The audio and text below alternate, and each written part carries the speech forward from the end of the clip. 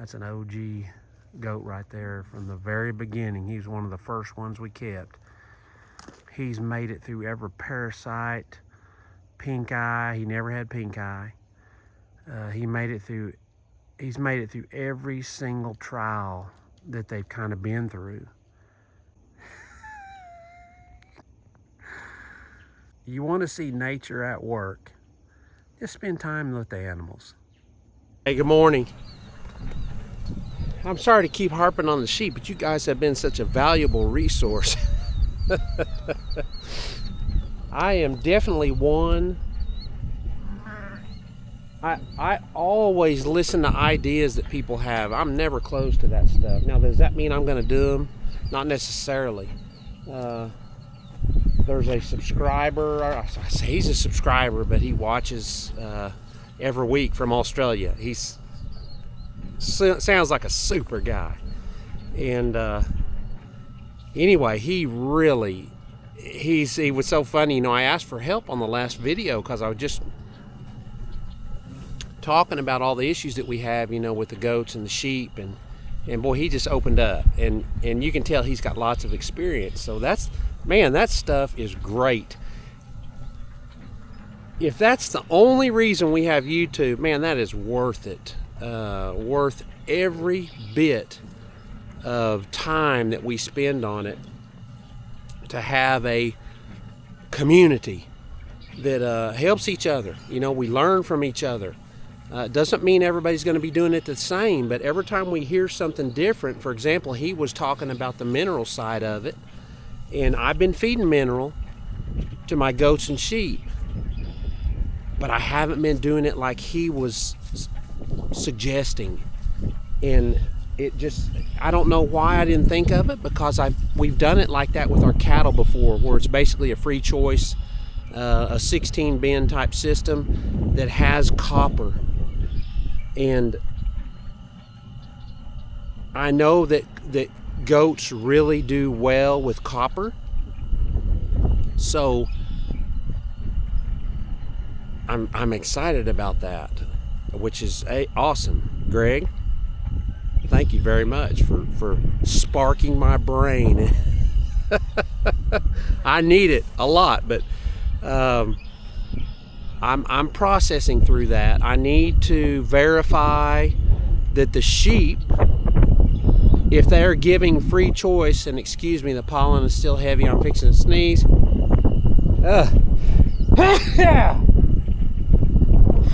If the sheep can regulate how much they eat of the copper, in other words, not get copper poisoning. He gave me, I can't think of the name right now off the top of my head, but a counter, an offset for that diatomide or something like that. That's an offset for copper poisoning. And so I'll definitely want to get some of that. But, you know, if everything is right, the livestock, according to the cattle and Mark Bader and Ian Mitchell-Ennis, you know, when we were kind of getting all that started on the cattle will select what they need in the pasture they're in, or during their, wherever they are, they'll select what they need. Now, you've heard me talk about the sheep. They're not the brightest on the ranch. So I don't know if they're able to do that. I don't know if they're able to do that or not. I'm sitting there talking about the sheep because they're down here. I realized that they're putting pressure on the dogs and trying to get the dog food. And when they'll just get up there and stand around them and not get any closer than the dog tells them. And then as soon as the dog is done, if they leave anything, they just woof in there and start eating. And so I don't know if they're smart enough to do that or not, but I'm sorry to keep throwing questions out to everybody, but has anybody had experience with that? Free choice, specific mineral, you know, sulfur, garlic, copper sulfate, phosphorus, all that stuff. Are they smart enough to select what they need? or are they just going to pile in there and get to eating? And that's a funny thing on the sheep, you know. I doctored that sheep. No, I had another sheep that had some that had got the poly wire wrapped around her legs. So I grabbed her and threw her on her back, cut the wire off, you know, and her feet were hurting a little bit, you know, and she was struggling a little bit till I got her on her back. I got the wire cut off, rolled her back under. She stood up right there, and the first thing that was close to her mouth, she started grabbing it, eating it. I think it was a doveweed. That describes my experience with how the sheep eat right there. So it worries me about the copper sulfate. Diatomide maybe was that poison, copper poisoning offset treatment. Anyway, that worries me. So if anybody's done that, and I posed the question to Greg, and he may be, he may not want to answer that because it could and it could not, and I totally understand that. But I'm looking for people that have done it, and I don't ever hold anybody to anything they say. Ultimately, all of this stuff is our decision. Even if you guys are watching me and you see me doing something, and I say, look, this is how we control parasites. This is how we band our babies. It doesn't mean it's going to work 100% of the time for you. That's where ultimately it's your decision. And it's just like ultimately it's our decision. So I don't hold anybody accountable for any advice they give us. But I love the advice because it makes my mind start thinking. And there's a lot of it, like this mineral thing, that it's 100% applicable. I just need to know how to implement it now. So I'm working through that in my head, and I'm looking for more input from everybody. So get your keyboards out, get to typing. Well, it's getting good. Miss Lisa's not gonna be happy. Y'all get out of here. Hop, hop.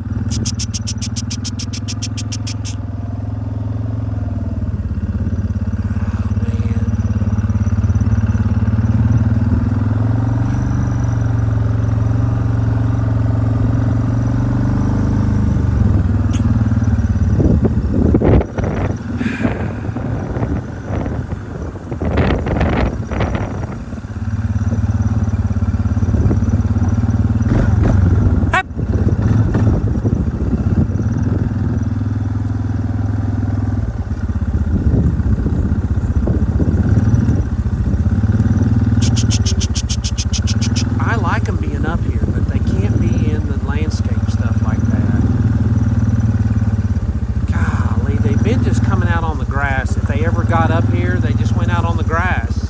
Didn't bother anything. Of course, I didn't know this big bunch was here. There was a bigger bunch where I was feeding White and Andy this morning. I mean, a smaller bunch. And I thought that was all that was here close. Now, if Jill comes out here, we're in trouble.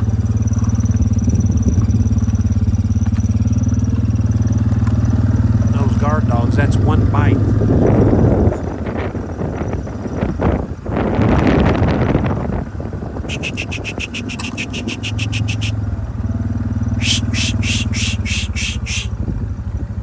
Maybe I can get them to come over in that other spot. No, just see where they go.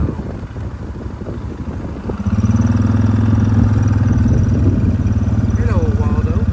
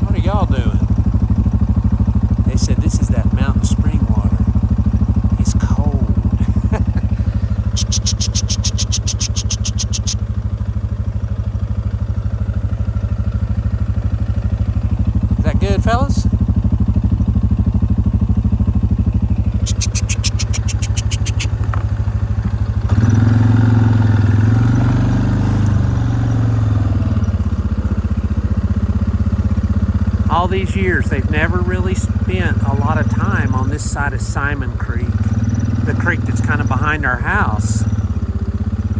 And I've always been upset because there's just, I mean, I'll call them over there. I've tried a lot of different things, and they just haven't spent any time. Well, earlier this year, I came in here and I mowed a little bit of small timber because I needed to be able to get some equipment in here to work on a water line. And I don't know if that's why they've decided, oh, I like it, but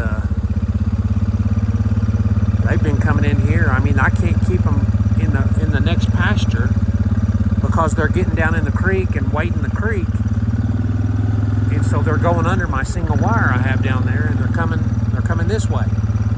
Right here, this is the little brush that I was mowing, and then right here's where it all kind of was. It's still out. I mean, I'd still like to just mow all this little brush. Wasn't here 3 years ago, 4 years ago. It's everywhere now. Hey, Indy.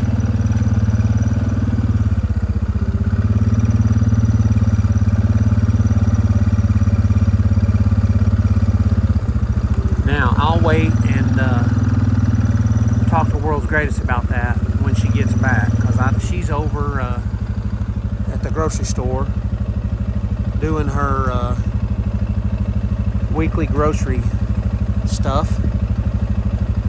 Actually, we usually go about once a month. But she's overdoing that. I just got off the phone with her. She's in a real good mood, and I don't want to tell her that the goats were in there, you know, pruning her landscaping. Maybe she won't notice it. Red, what have you done? Red got into a pig here. Hey, let me see. That's kind of what happens to them. They'll hook them, you know, they'll get, the pigs will get over here like this and then hook them. And, you know, these old guard dogs, they get lucky because those pigs are professionals at gutting a dog. And I mean, in one fail pass by, they'll run by and like they have a knife, just shh, right down the side and just gut them open. All right, there they go. Yeah, this is all, you can kind of see where I cleared with that heavy duty mower. There's my water line over there, that direction.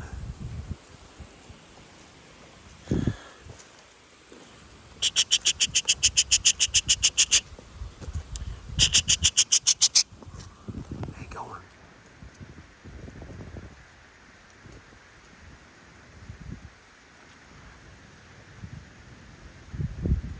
All right, we'll see if they'll stay. Gotta.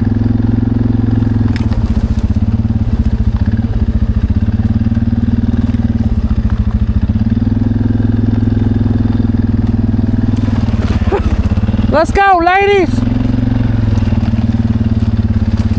We got goats. I don't see any sheep.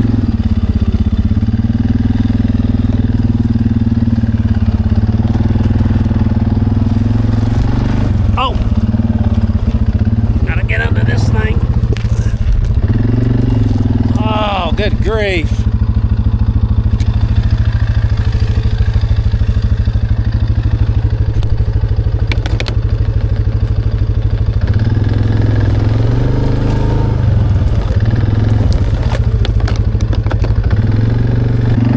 Gotta.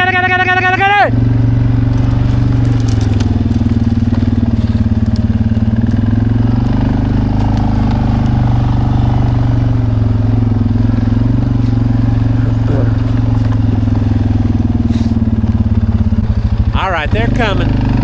That's good.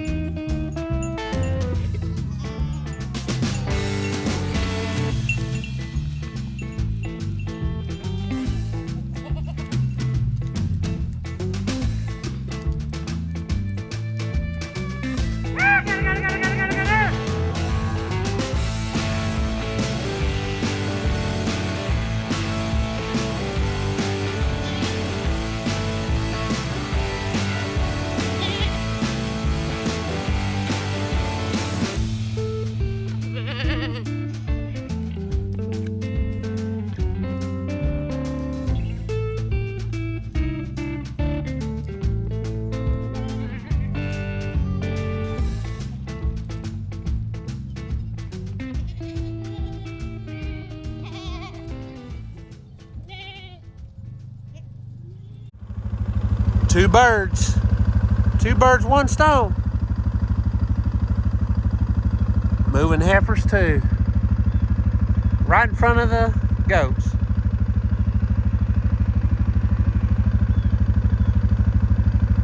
I don't know if y'all can see the old man over there, Elvis.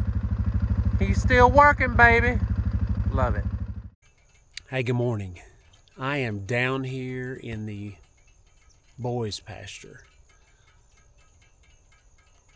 It's almost time to put goats out and sheep. Of course, I come down here every day anyway to feed.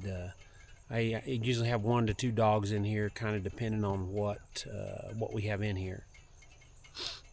And so I just made a pass down here to the little trap where, if you've seen us pinning the bulls, we put them all in. We kind of move them to the little trap first, and then we'll distribute them out the gates, or we'll put them in the pens and load them on the trailer and haul them. And you've seen quite a bit of that. That's turned into a little bit of a turmoil. So, but we're thinking about goats and sheep. And it is, like I say, we're 4 days away from when we wanted to turn our goats out and our sheep also. And so I just was making a pass down through this little trap to see kind of what was going on in here, because I saw something black coming down to this trap when I got here first thing to feed the dog. And it's a goat. So I see one way down there. I'm going to drive down there real quick and see if they're all in here. But my expectation is they're all in here. And if that's true, right there's the pens. All we got to do is hook up to the trailer, load them, and take them to the ladies. And I don't think we've ever done that. We normally bring the ladies down here and pass through and then pick them up. But I'm probably going to come load them. You know me, I love loading the boys of the species and taking them to the animals. Let's see if they're all here.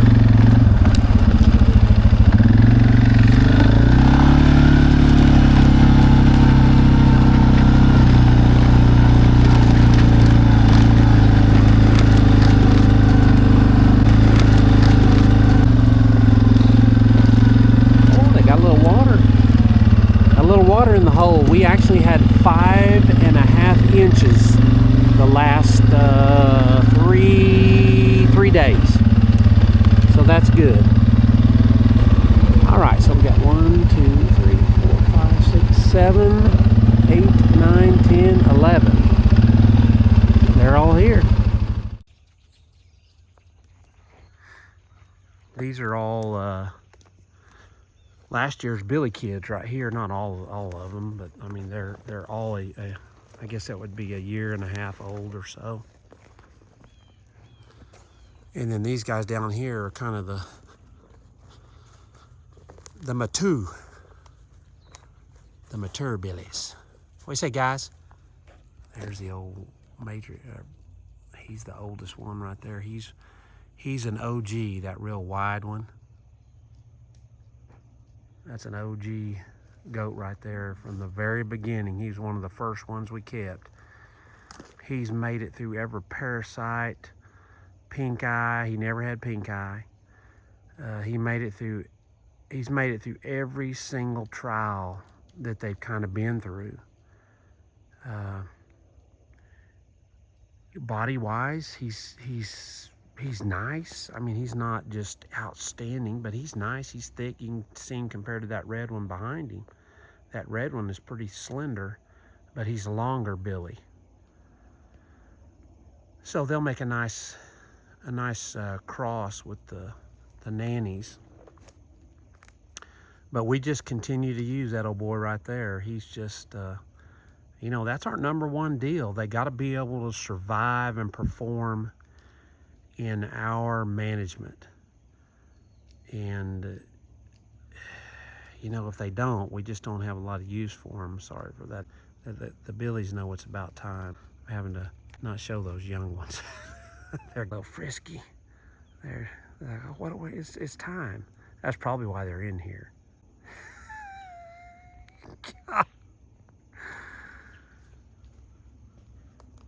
Animals.